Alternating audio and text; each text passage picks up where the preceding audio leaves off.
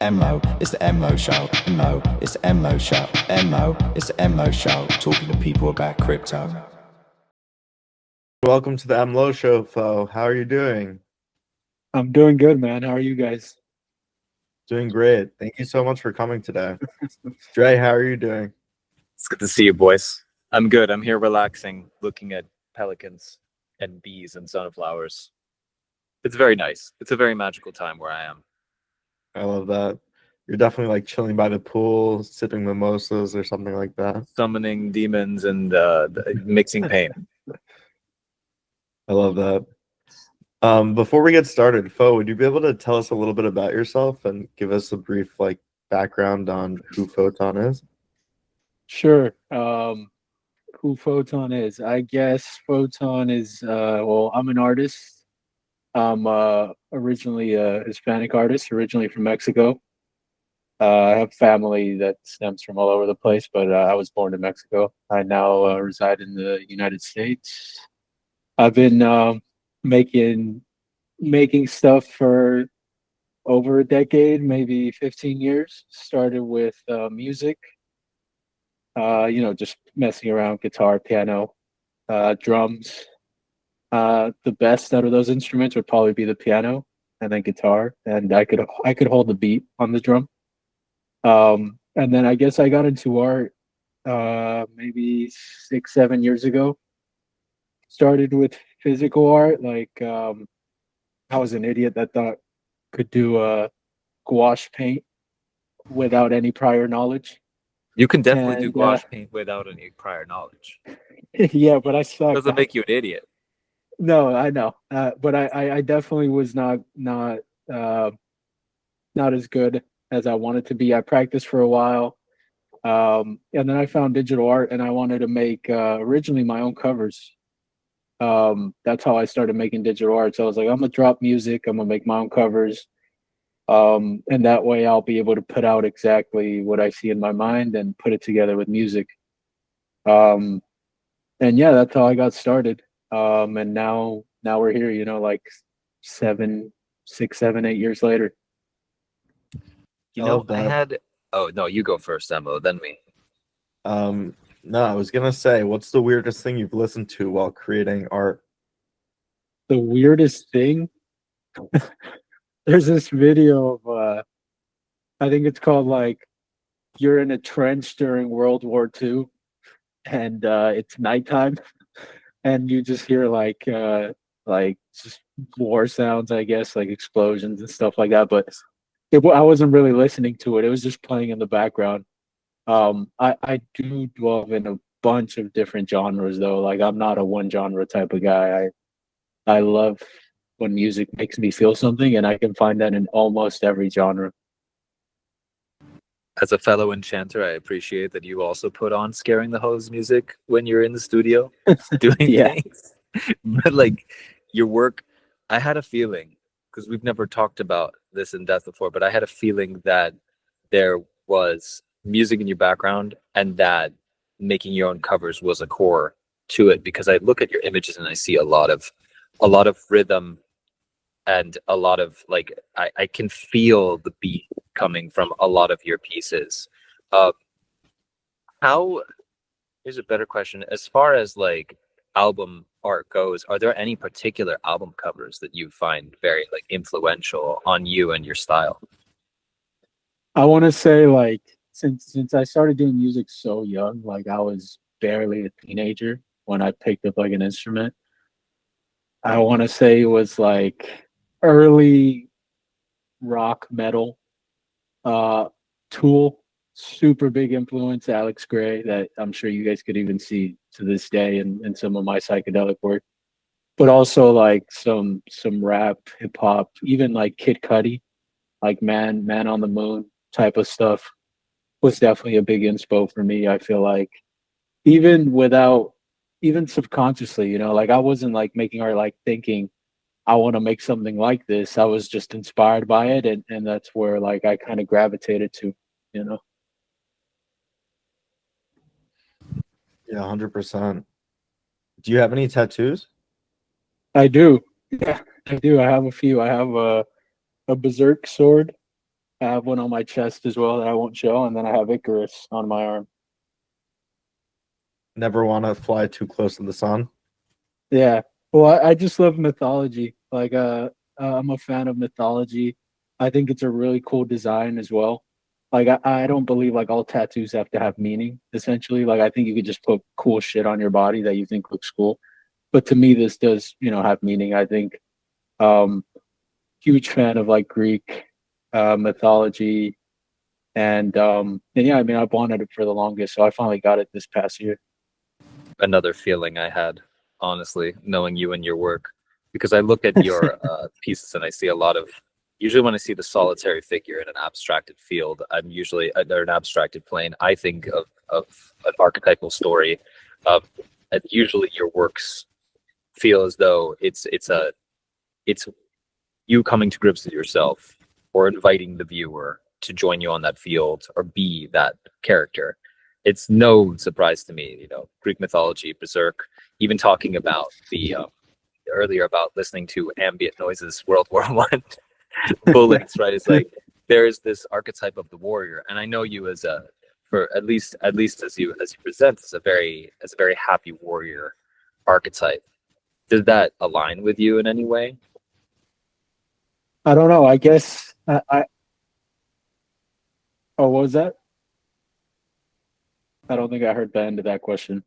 Oh, I was asking whether these kinds of like what this archetype of the happy warrior, if it aligns with you at all, and what archetypes you look at when you're or at least rotate in your mind when you're making work, right? I think of like the happy warrior, or Icarus is a metaphor for creativity or desire or perfection. Like, I guess the better question is what stories really resonate with you the most from from mythology might be a better follow-up.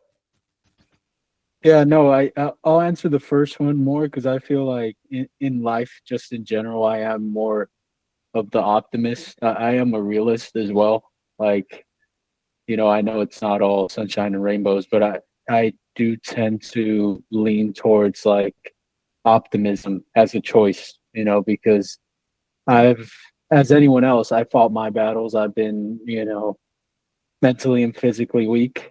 And um, I don't know, the more you get to know yourself, the more you become comfortable in your body, in your soul, in this flesh that we're in. And yeah, I would definitely say I'm more of a optimist, like you said, like the warrior. But yeah, I mean, I guess like even my most recent piece, with Icarus, like I just dove into the story and really found myself in the character, So I feel like every time I make an artwork, especially like when it comes to something that's already existent, like mythology, or I guess me trying to do my own take on it, I definitely have to see myself in it.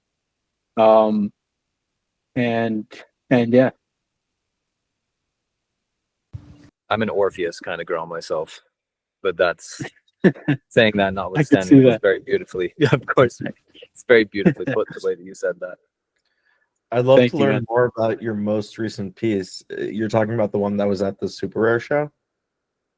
Oh no, I was that one's called Digital Decay. That one, yeah, that one. I think it's being shown in New York until the 21st, I believe, which is this coming Monday.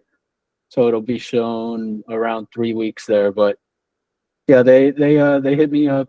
They told me a bit about like what it was about, very loosely. Like a lot of creative direction was on me. Really, it was just they just gave me a format to follow, which was either 16:9 or 9:16, and then the idea of the way media gets lost in the internet. Like maybe you've seen a video 10 years ago and you wish to find it, or dead links or dead websites, or even like a favorite song or CD that you had that a loved one gave you that no longer works, because it's scratched or messed up. It's like all these forms of excuse me, of digital decay. And I mean, I just wanted to capture it in a piece because I'm fascinated by it. I grew up in the age of the internet. Um, so pretty much as far back as I can remember, like, you know, like I've been deep diving into like these rabbit holes of weird shit on early YouTube or like early websites I shouldn't be on. Um, and and yeah, I think that's where the piece came from. You know, all these dead monitors and the silhouette walking um towards the opening. I've always had trouble with you know, dating work with technology, but you've made me think about it a slightly different way in terms of these kind of artifacts from the abyss, right? We're going to be going further and further forward and not having, you know, I would imagine it's going to feel a little weird looking at, for example, like an iPad or a MacBook in very, very little time at all. And I do like seeing it spring up in the work, and I did like seeing it in that piece.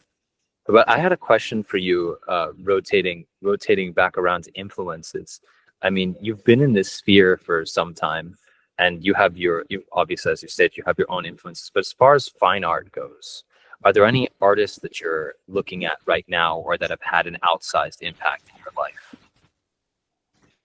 Yeah, no, yeah, for sure. I mean, I feel like I've always been influenced, even like subconsciously. You know, like I'll tell a story a bit. Like I remember going to like it's like one of those antique shops that you know that they have, and I was super young, and I just gravitated to a Dalí piece, the one with the melting clock. What's it called? I'm sure you guys know which one I'm talking about. It's like one of his biggest pieces. It's Yeah, I love I that piece.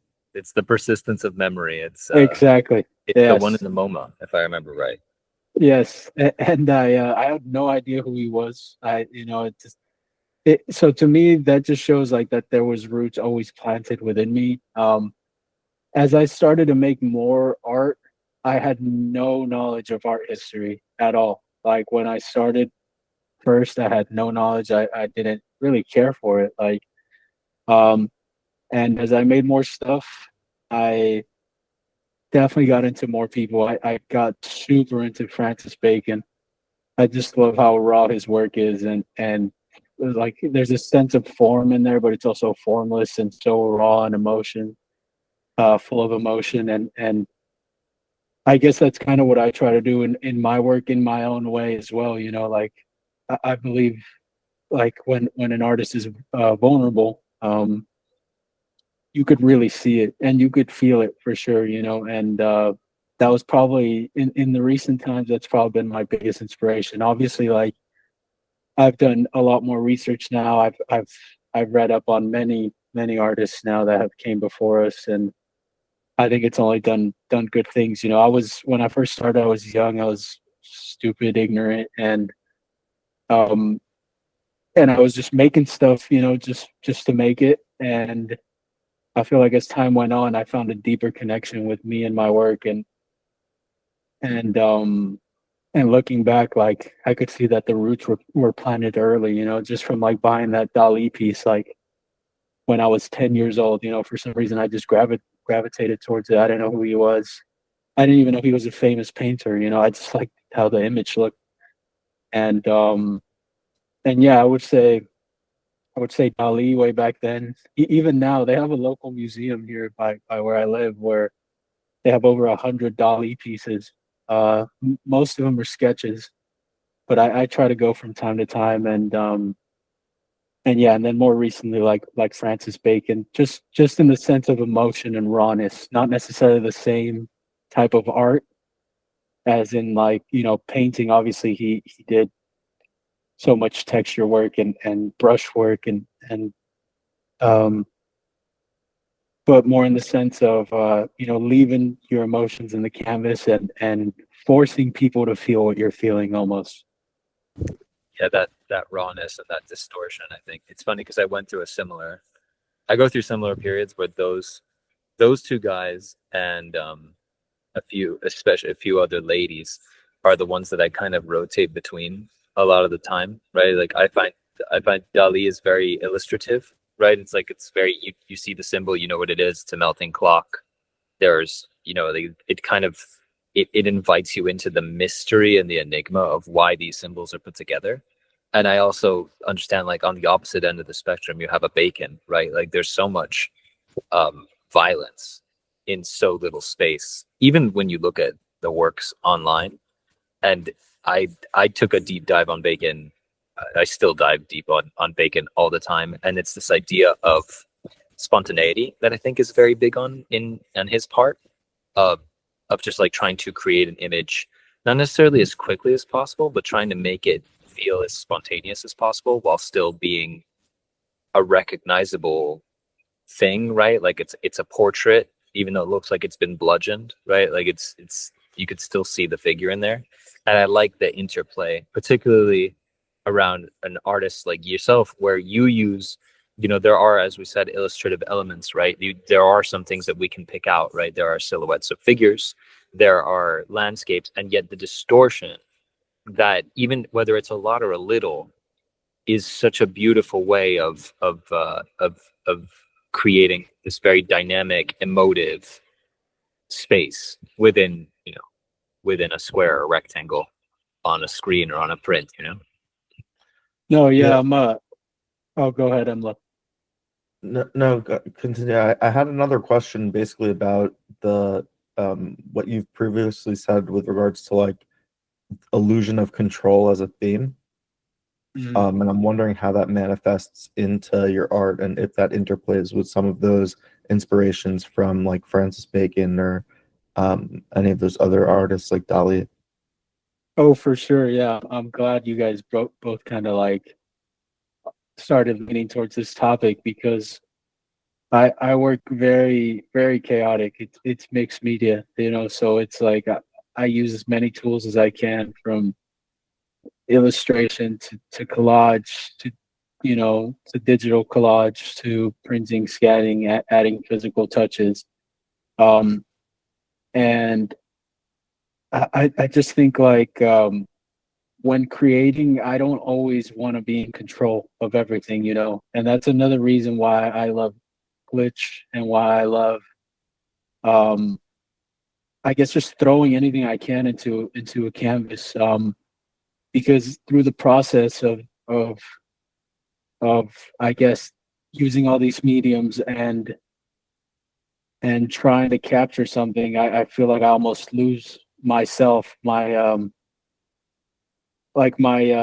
ego gets left behind for a second there, and there's something really blissful about that, like not feeling like it's like you enter that flow state and you don't even feel like you're working, you don't feel like you're here. I don't feel like I'm a human. I don't feel like I'm Poe. I don't feel like I'm anything.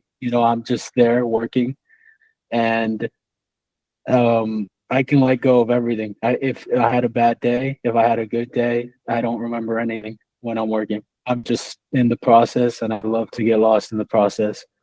And go ahead.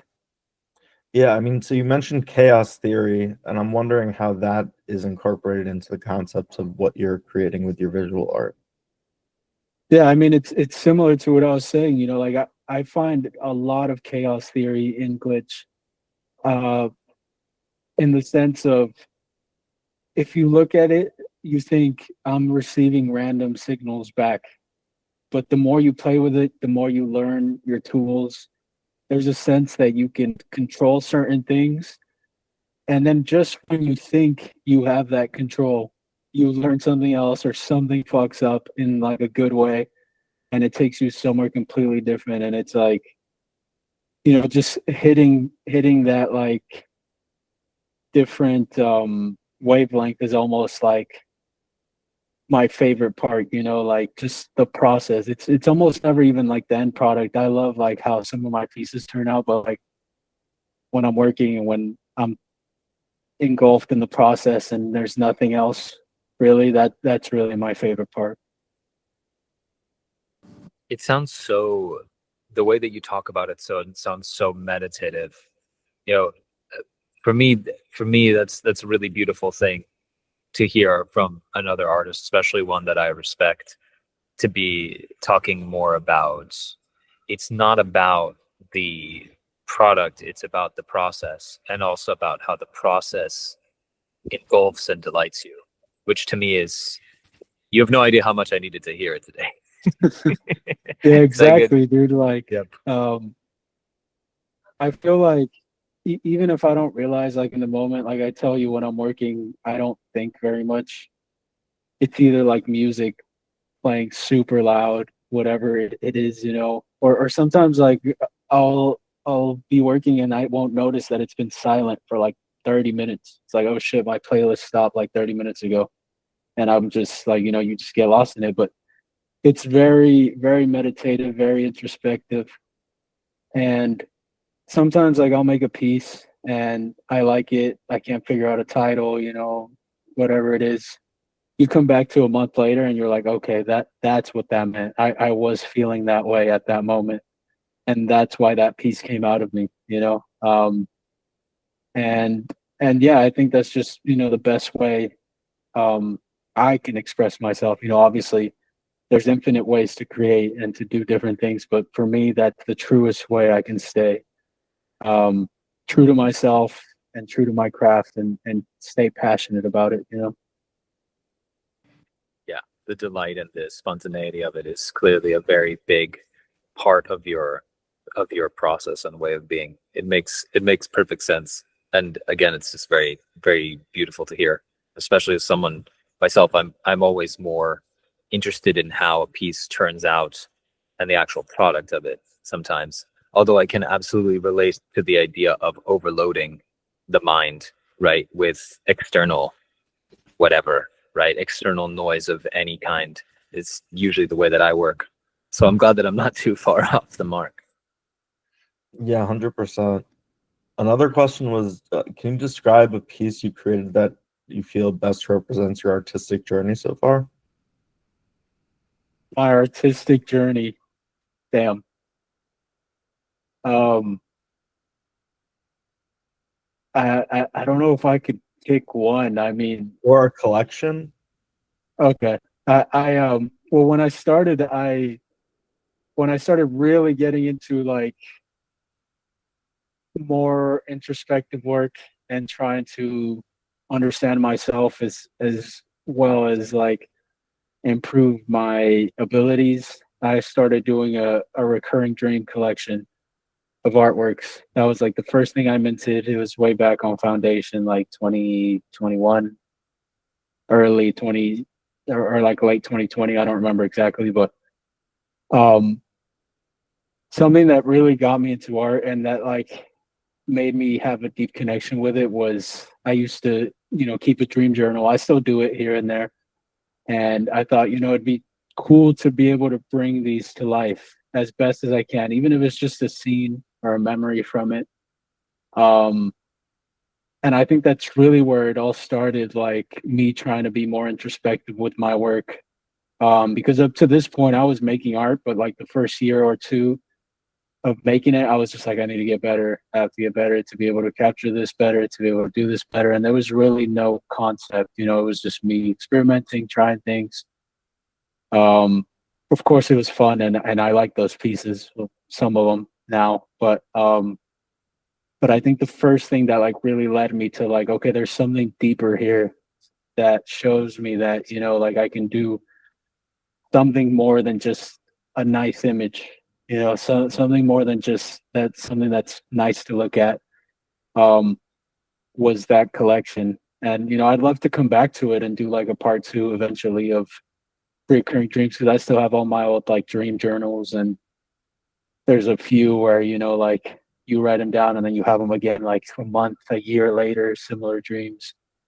And I don't know, I just think there's something really special in that, trying to capture that like energy of that realm wherever it is, where we go when we're asleep. And those silhouettes as the archetype within the dream. Um so yeah, I'd probably have to say that one. I'm curious about, usually a dream journal, where there's smoke, there's fire. I'm assuming that there was some attempt at a little lucid dreaming. Am I wrong? Oh yeah, for sure. Yeah. The thing with lucid dreaming, at least with me, like I've had it a few times, but most of the time when I get close to it or just before it, like I'll just get hit with like sleep paralysis and wake up, but not really be awake. You know, like I'll realize I'm dreaming, and then like my mind will wake me up, and then I'm like, shit, now I'm stuck here and I can't move. And there's a shadow over there in the corner of my room looking at me. And then I'm just, fucked for like a few minutes. But I've definitely had a few. Yep, I get yanked. I get several things happen. Early on, it was getting yanked by Master Hand from Super Smash Brothers. I would feel the hand just like grab me, especially if I were Yeah. flying, which was the tell. And then after that, it was that I would know I was dreaming. I'd feel the delight of it, and then slowly, insidiously, I just slip back into the dream. But now with this newfound feeling of this slight feeling of I'm in a dream. I'm just going to enjoy it for what it's worth, Yeah. and then forget my awareness as it came. But yeah, of course, I knew You it know, wasn't too far behind. you know what's funny? Most of the time where I've had a lucid dream, it has been more of a nightmare. Like I'll realize like it's not even anything crazy scary. Like it could just be anything, like a monster or something. Like if I'm watching like a show or an anime, it'll be like a villain or some shit following me or something. And then I realize like, okay, I'm dreaming. Like this dude's not real. And then like I would go to like either stand up or like a lot of the time what would happen to me, um, once I realize I'm dreaming, it's like you snap your fingers and I'd be like somewhere else, like in a different scene, almost like how a movie cuts. Um, like I would be in like an open field, or suddenly I'd be like, um, like in a desert or somewhere. And I feel like that's why, like when I try to capture these vast landscapes as well, it's like I'm trying to capture that feeling of like that I feel in the dream. It's like it's that insignificance because of how small we are, but it's also that blissfulness, and serenity of being in such a gigantic place. Well, it's also to me when I look at your pieces, it's the warp and weft of a dream or like pictorial realm. Like I think of your piece and I see that vast expanse, and I can't help but think of Christina's World by I think it's Andrew Wyeth, which is another great MoMA painting. But there's this gap in between the figure and the landscape she's reaching towards in the distance. But it's a gap that is hard to parse. Like it's a gap that only exists in dreams, right? In the imagination or in a picture. It can only exist in a created space or an imagined space. So I do like that your pieces do travel within those kinds of liminal realms, and that you like adventuring or have adventured in those liminal realms pretty frequently. No, yeah, thank you. Yeah, I mean, I've been like another big influence for me. Um, I'm a super huge fan of like horror stuff, like uh, liminal places, like analog horror. Um, Even like bigger horror movies, like I love horror stuff for some reason. And I don't incorporate it much into my work, but there is a few pieces that are often darker than the rest, and I'd like to push in that direction more eventually. It's just you just have to follow what your inner voice is telling you, and at the moment, it's not there. But I'm sure I'll go through that eventually. Like as an artist, the way I see it is like this is a lifetime thing. So whatever my inner voice tells me to create, then that's what we're making, and then it slowly changes over time. Like I'm sure you have similar experiences, Andres, where it's like you were making stuff like 5 years ago, and yeah, you could tell the style is similar, but the ideas now are very different. And I think that's just part of the artistic evolution. It's when the spontaneity calls for teeth, it's time for teeth. When spontaneity Exactly. calls for flowers, it calls for flowers, like MLow knows. And it's when it calls for something called like the muse or whatever name you want to call for like the pull. I completely and totally feel that. Yeah, for sure. My last question that I have prepared is, if you had any advice to give to aspiring artists coming to the space, what would you give them? coming into this specific space, like or into the digital art landscape in okay, yeah, I mean, because I would say they share a similar thing, but it's also can be very different. You know, like um, when I was just making art before I was in the NFT space, it was completely different. You know, but I guess the advice I would give that I do, I don't know if it would work for anyone. I don't really like giving advice because everyone's journey is way completely different. You could follow everything I'm doing and it might not take you anywhere, just like I could be doing what Andres is doing and it might not lead me anywhere either, or you as well, MLow. But I would say consistency is a huge thing. Obviously, that depends on your medium. Um, if some people can make an artwork a day, I can't do that yet. It still takes me a few days. I mean, sometimes if I, keep it super simple and lock in, like, I could finish, one in a day, but some people it takes a month. Whatever consistency means to you, um, I think that's a super big one. Also, um, keep an honest community. Like I could post my art, or I could say a few words that are in my head, and people will engage, and that's because over time I'm not afraid of being cringe. I'm not afraid of saying what I really want to say, and it's I stay true to my voice and what I want to bring. Like I said, like um I think if you try to force something that you're not, eventually you're caught wearing a mask. No pun intended with the mask I'm wearing.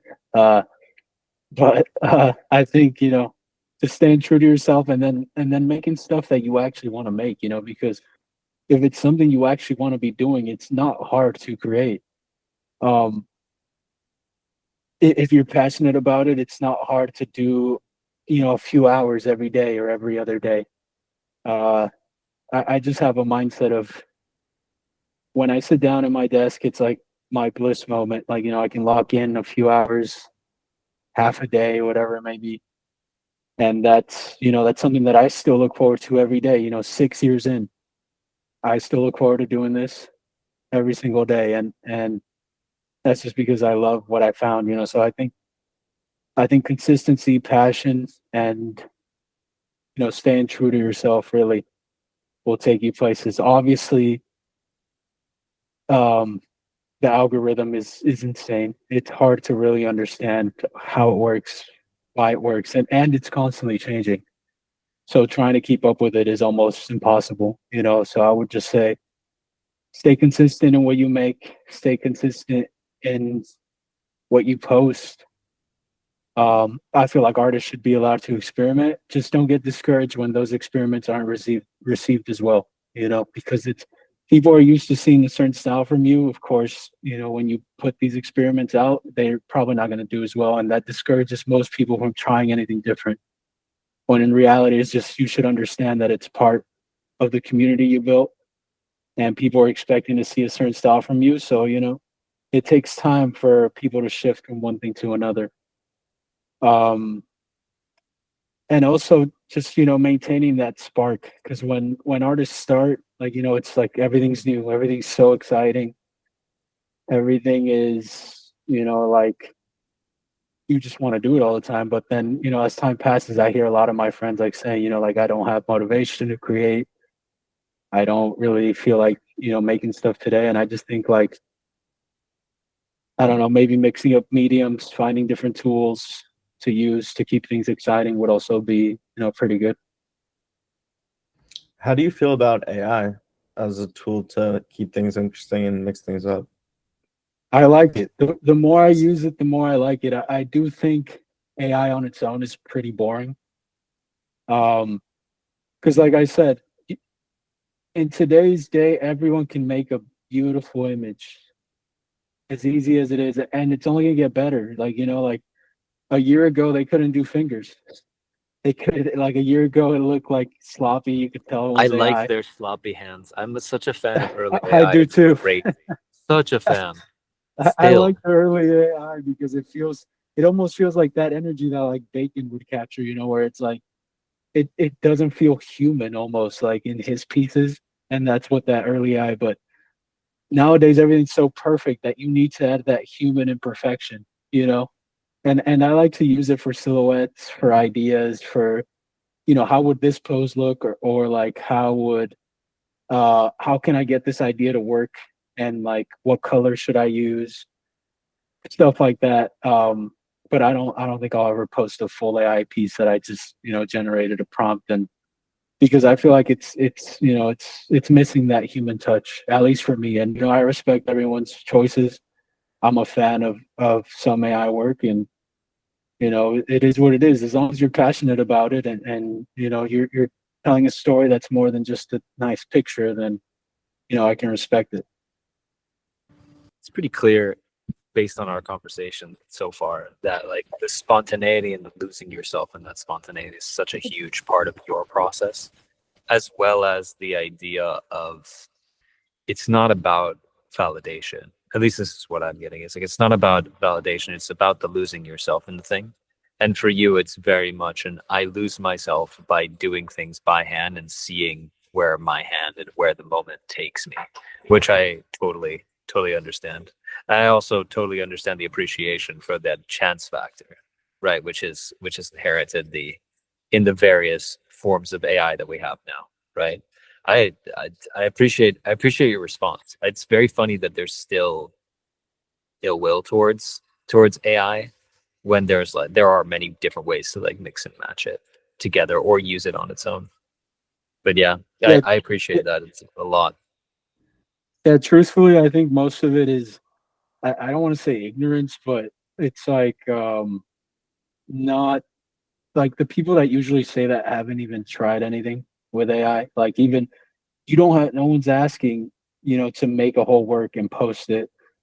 But you could definitely incorporate it in some way, and I think we've been using machines for the longest. Like I'm making digital art on my iPad. I have an undo button, like Andres, you don't have that, I have and you're three not. days of undo button. That's the button. It's like I Yeah, need that's all I get.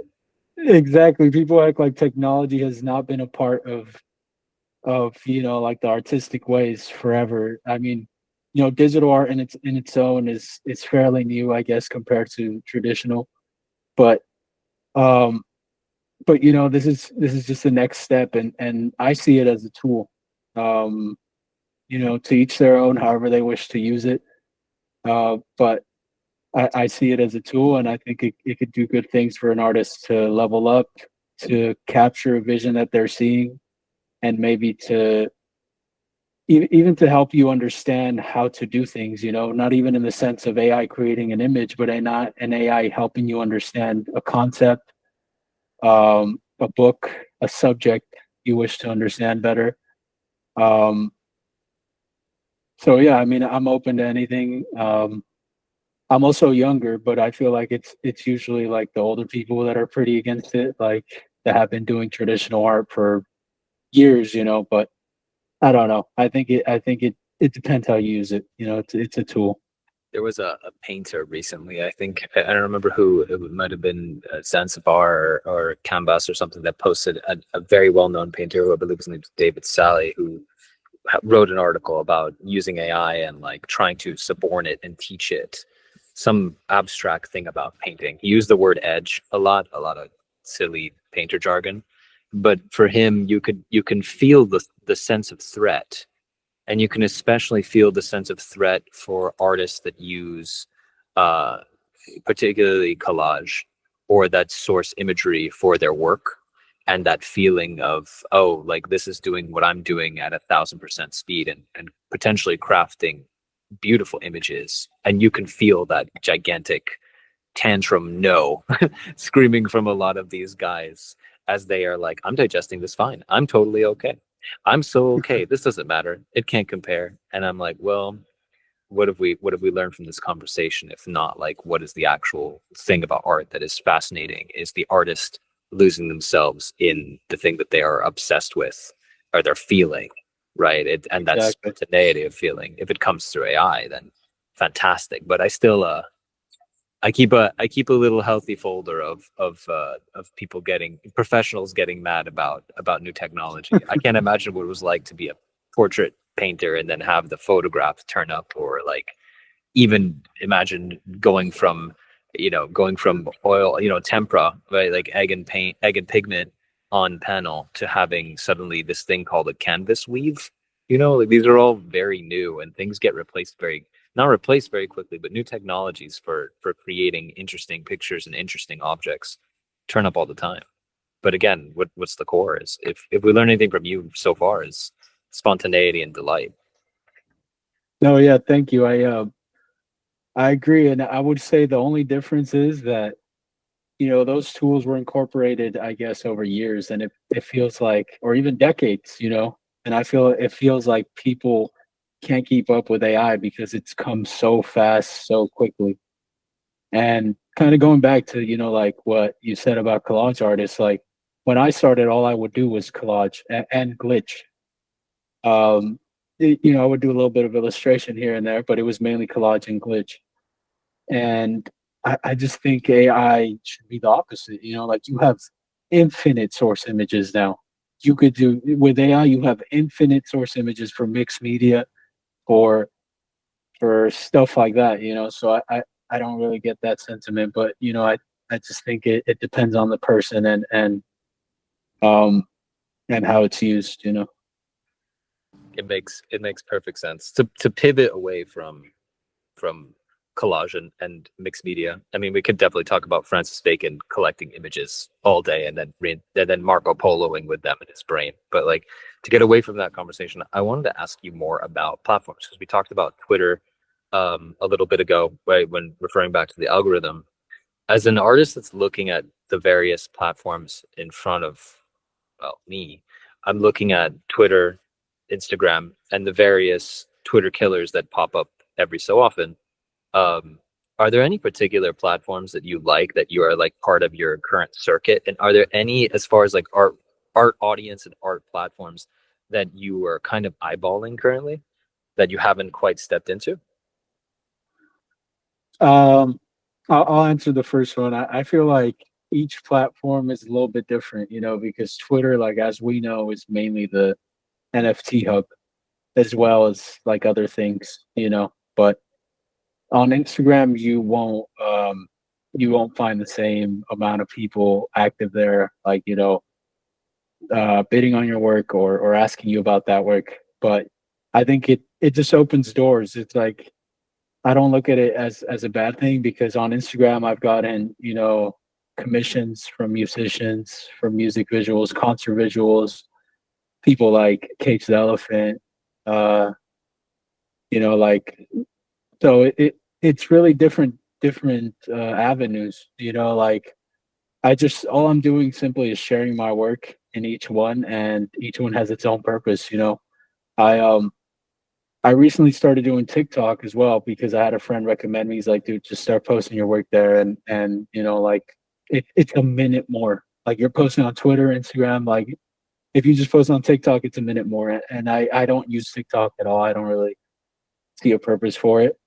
Um, but yeah, I mean, there's a whole completely different audience there. Like whole completely different audience. Like I'll post my video format work there, and it usually does pretty good. And it's like a whole different audience trying to figure out like, oh, what why is this person posting this?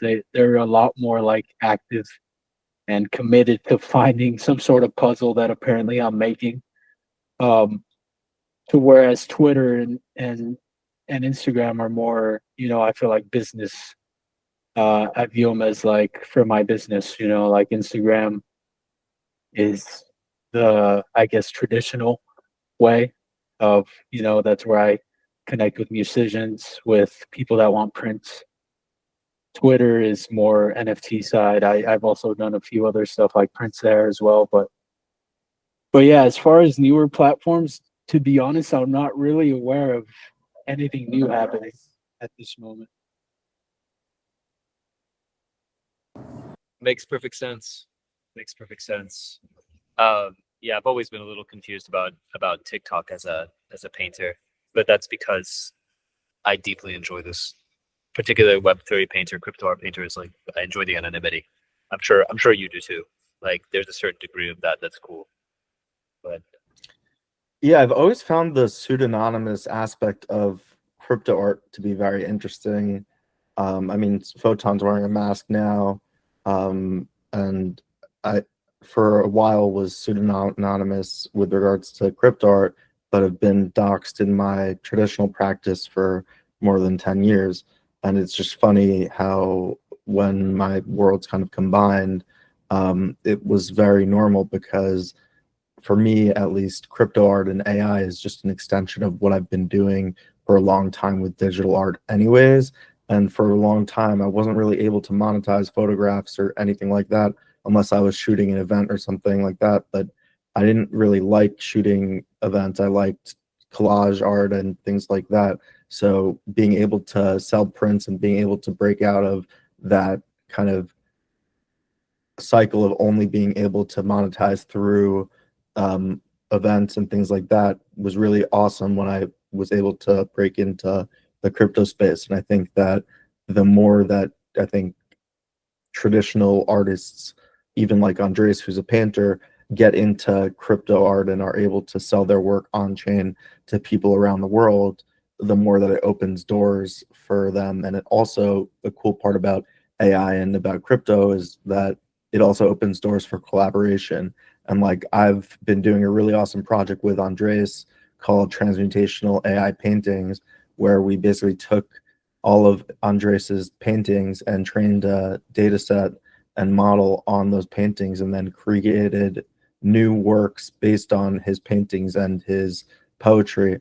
And that's been a really cool process for both of us because we've reimagined what his work has looked like in a totally new dynamic in a new way.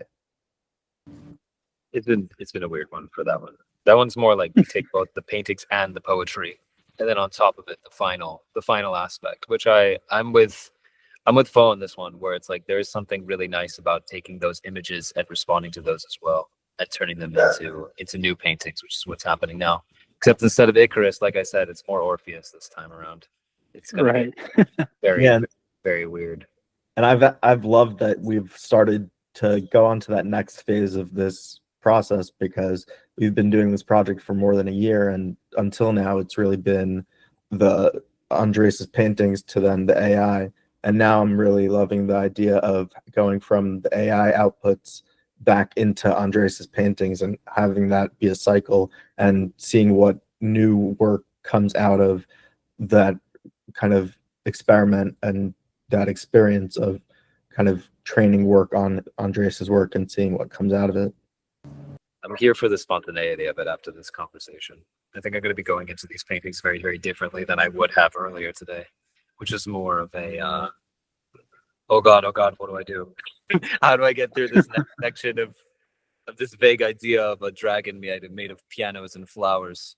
It's a very odd one, but yeah, man. So thank you so much, man. This was a lovely conversation, and yeah, I thank you so much for coming on and taking time to talk to us. No, I appreciate you guys, taking time as well. You and MLow. I know we've been trying to do this for a while now, so I appreciate you guys' flexibility as well. And I mean, it flew by. I had so much fun talking to you guys. Like, I can see the passion from both of you, and really see that at least within this room there are passionate people, art lovers, and yeah, man, it was awesome to talk to you guys. Thank you so much, Phone. Well, we'd love to have you on again, especially on like our Twitter space. And that's also been really fun getting to know you through Eternal Pepe's space, and would love to have you on again soon.